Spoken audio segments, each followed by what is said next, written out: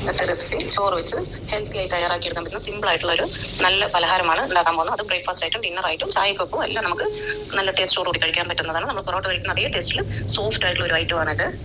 നമ്മുടെ മക്കൾ സ്കൂൾ വിട്ട് വരുമ്പോഴേക്കും അവർക്ക് ഉണ്ടാക്കി കൊടുക്കാൻ പറ്റുന്ന ഒരു ഹെൽത്തി ആയ പലഹാരമാണിത്. എല്ലാവരും ഒന്നത് ട്രൈ ചെയ്ത് നോക്കണേ.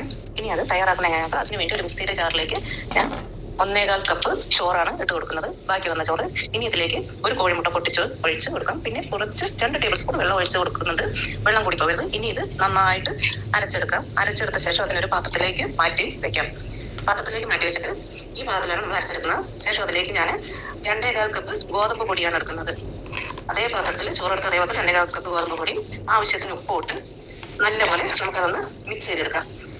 കുറച്ച് ഒരു ലേശം പഞ്ചസാരയും കൂടെ ഇട്ട് കൊടുക്കും, ഒരു ചെറിയ മധുരത്തിന് വേണ്ടിയിട്ട്. വേണമെങ്കിൽ ഇട്ട് കൊടുത്താൽ മതി, ഓപ്ഷനിലാണ്. അതിനുശേഷം അതിനെ ആ മാവിനെ നല്ലപോലെ കുഴച്ചെടുക്കുക. വെള്ളം ഒഴിക്കരുത്, വെള്ളം പാകമായിരിക്കും. നമ്മൾ ഒഴിച്ചു കൊടുത്ത വെള്ളം പാകമായിരിക്കും. ശേഷം വേണമെങ്കിൽ അതിനൊന്ന് കുറച്ച് എണ്ണ എടുത്തിട്ട് അതിലൊന്ന് പുരട്ടി കൊടുക്കുക. അതിനുശേഷം അതിലേക്ക് ഒരു ഓയിലും ഗോതമ്പ് പൊടിയും കൂടി ചേർത്ത് മിക്സ് ചെയ്ത് ഒരു മിക്സ് റെഡിയാക്കി വെക്കാം. അപ്പോഴത്തേക്കും ആ മാവ് നല്ല സോഫ്റ്റ് ആയിട്ട്, കണ്ടില്ലേ നിങ്ങൾ, സോഫ്റ്റ് ആയിട്ട് മാവ് വന്നിട്ടുണ്ട്. ഇനി അതിനെ നമ്മൾ ബോൾസ് ആക്കി വെച്ചിട്ട് ബോൾസാക്കി ചപ്പാത്തി പലകയിൽ നമ്മൾ ചപ്പാത്തി പരത്തി നമ്മൾ പരത്തിയെടുക്കാം. വളരെ ഈസിയാണ്, സിമ്പിളായിട്ട് നമുക്ക് ചെയ്തെടുക്കാനാണ് ചപ്പാത്തി പരത്തുക. അതുപോലെ നമുക്ക് അത് പരത്തിയെടുക്കാവുന്നതാണ്. ചപ്പാത്തി പരത്തുന്ന പരത്താം, എങ്ങനെ പരത്തിയാലും കുഴപ്പമില്ല. ചിലപ്പോൾ ചപ്പാത്തി പരത്തുമ്പോൾ പൂപടമൊക്കെ വന്നു വരും, അതൊന്നും കുഴപ്പമില്ല. ശേഷം അതിനെ കുറച്ച് എണ്ണ പുരട്ടിയിട്ട് ഒരു സൈഡ് മടക്കുക, വീണ്ടും മറ്റേ സൈഡ് അതിന്റെ മുകളിലേക്ക് മടക്കുക.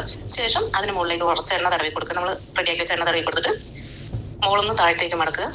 വീണ്ടും അതിനെ താഴെ നിന്ന് മുകളിലേക്ക് മടക്കുക. എന്നിട്ട് വീണ്ടും അതിനൊരു 4 പ്രാവശ്യമെങ്കിലും ഒന്ന് അങ്ങോട്ടും ഇങ്ങോട്ടും പരത്തിയെടുത്താൽ അത് ഏത് ഷേപ്പിൽ വേണമെങ്കിലും പരത്തിയെടുക്കുക. റൗണ്ട് ഷേപ്പിൽ വേണമെങ്കിലോ സ്ക്വയർ ഷേപ്പിലോ മറ്റൊന്നും നമുക്ക് ഏത് ഷേപ്പാണോ ഇഷ്ടം അതിൽ പരത്തിയെടുക്കുക. ആ ഷേപ്പിൽ പരത്തിയെടുത്തിട്ട് നമുക്കതിൽ അതിനൊരു പ്ലേറ്റിലേക്ക് മാറ്റി വയ്ക്കാം. പരത്തുമ്പോൾ അതിന് ഷേപ്പൊക്കെ പല രീതിയിലും വരും.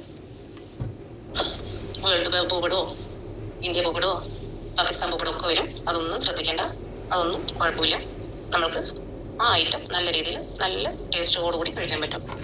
വീണ്ടും ഞാൻ ഒരെണ്ണം കൂടെ എടുത്ത് പരത്തി ഒരു സൈഡ് മടക്കി രണ്ടാമത്തെ സൈഡ് മടക്കി വീണ്ടും അതിനെ താഴെ നിന്ന് മുകളിലോട്ടും മുകളിൽ നിന്ന് താഴോട്ട് മടക്കി അതിനെ വീണ്ടും പരത്തിയെടുത്തു. ആ പരത്തുമ്പോൾ നമ്മുടെ മാവ് എത്രത്തോളം സോഫ്റ്റ് ആയിട്ടുണ്ടോ എന്നറിയും. കാരണം നമ്മൾ പരത്തുമ്പോൾ തന്നെ അതിൽ കണ്ടോ ഒരു ബബിൾസ് വരുന്നുണ്ടോ, വലിയ വലിയ ബബിൾസ് വരും. അപ്പം എല്ലാം ഒന്നും അങ്ങനെ നമുക്ക് പരത്തി മടക്കി എണ്ണ വേണമെങ്കിൽ അതിന് പുറത്ത് ഒന്ന് എണ്ണ തേച്ച് കൊടുക്കാം. ആവശ്യമെങ്കിൽ തേച്ച് കൊടുത്താൽ മതി. 2 ഭാഗത്ത് എണ്ണ എന്തായാലും തേച്ച് കൊടുക്കണം. അപ്പോഴേ നമുക്കത് ലെയറായി വരികയുള്ളൂ. കണ്ടോ, അതിൽ നമ്മൾ പരത്തുമ്പോൾ തന്നെ വലിയ വലിയ ബബിൾസ് ഇങ്ങനെ വരും. അത് മാവ് അത്രത്തോളം സോഫ്റ്റ് ആയതുകൊണ്ടാണ്. ഇങ്ങനെ ഒരു സൈഡ് മടക്കി അടുത്ത സൈഡ് മടക്കുക, എണ്ണ പുരട്ടി കൊടുക്കുക, വീണ്ടും മടക്കുക, എണ്ണ പുരട്ടുക, വീണ്ടും മടക്കുക. അത് പിന്നെ എണ്ണ പുരട്ടേണ്ട ആവശ്യമില്ല.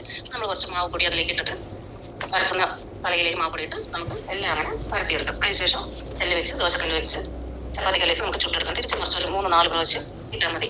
അപ്പോഴത്തേക്കും തന്നെ ഇതിൽ വലിയ പൊള്ളം കണ്ടോ വരുന്നത്, ബബിള് വലിയ ബബിളായിട്ട് വരുന്നുണ്ടോ, നല്ലോണം പൊന്തി വരും.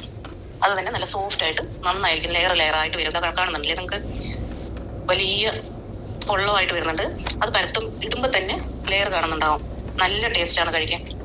അത് ഇട്ടതും തന്നെ വീണ്ടും ഒരിക്കൽ മറിച്ചിടുക. പിന്നെ 2 പ്രാവശ്യം ഒരു 2-3 സെക്കൻഡ് കഴിഞ്ഞിട്ട് മറിച്ചിട്ടാൽ മതി. അപ്പം അത് നല്ലതാ, കാണുന്നില്ലേ, പൊള്ളിച്ച് വരുന്ന കാണില്ലേ. അത് വെന്ത് കഴിഞ്ഞിട്ട് നമുക്കൊരു പാത്രത്തിലേക്ക് എടുത്ത് മാറ്റാം. ഇതാ ഞാനെല്ലാം ചുട്ടെടുത്തു. നിങ്ങൾക്ക് കാണിച്ച് ബോറാക്കണ്ടെന്ന് വെച്ചിട്ടാണ്. നല്ലപോലെ ഇതാ ലെയറായിട്ട് കിട്ടുന്നുണ്ട്. നിങ്ങൾക്ക് കാണുന്നുണ്ടാവുമെന്ന് വിചാരിക്കണം. കഴിക്കാനും നല്ല ടേസ്റ്റാണ്, നല്ല സോഫ്റ്റാണ്, ഹെൽത്തി ആയിട്ടുള്ളതാണ്. ഇത് ഗോതമ്പ് മാവിലാണ് ഞാൻ ചെയ്തിരിക്കുന്നത്. മൈദാ മാവിലും ചെയ്യാൻ പറ്റും. പക്ഷേ മൈദാ മാവിനേക്കാളും കുറച്ചുകൂടി ഹെൽത്തി ആയി തോന്നിയത് എനിക്ക് ഗോതമ്പ് മാവാണ്. അപ്പോൾ ഗോതമ്പ് മാവിൽ ചെയ്ത് നല്ല ടേസ്റ്റാണ്. കാണുമ്പോൾ തന്നെ കാണുന്നില്ലേ, കാണുമ്പോൾ തന്നെ നല്ല ടേസ്റ്റാണ്, സോഫ്റ്റാണ്, നല്ല സ്മൂത്ത് ആയിട്ടുള്ള ഒരു വിഭവമാണ്. എന്തായാലും മക്കൾക്ക് എന്തായാലും ഇഷ്ടപ്പെടും. ഏകദേശം ഒക്കെ ചപ്പാത്തി കഴിച്ച് മടുത്തിരിക്കുന്ന സമയത്ത് ബാക്കി വന്ന ചോറ് വെച്ചിട്ട് ഇങ്ങനെ ഒന്ന് ഉണ്ടാക്കി നോക്കിയത് ചിക്കൻ്റെ കറിയുടെ കൂടെയോ മട്ടൻ കറിയുടെ കൂടെയോ ബീഫ് കറിയുടെ കൂടെയോ ഏതിൻ്റെ കൂടെ കഴിക്കാനോ അല്ലെങ്കിൽ വെറുതെ കഴിക്കാനോ നല്ല ടേസ്റ്റാണ്. കണ്ടോ എത്ര സോഫ്റ്റ് ആയിരിക്കുന്നത്.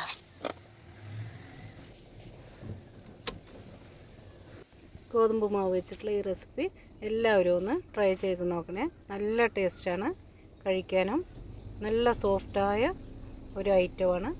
എല്ലാവരും ഇതെന്തായാലും ഒന്ന് ട്രൈ ചെയ്ത് നോക്കുക. കണ്ടോ, ചിക്കൻ്റെ കൂടെയോ മട്ടൻ്റെ കൂടെയോ ബീഫിൻ്റെ കൂടെയോ എങ്ങനെയാണെങ്കിലും കഴിക്കാൻ നല്ല ടേസ്റ്റാണ്. ട്രൈ ചെയ്ത്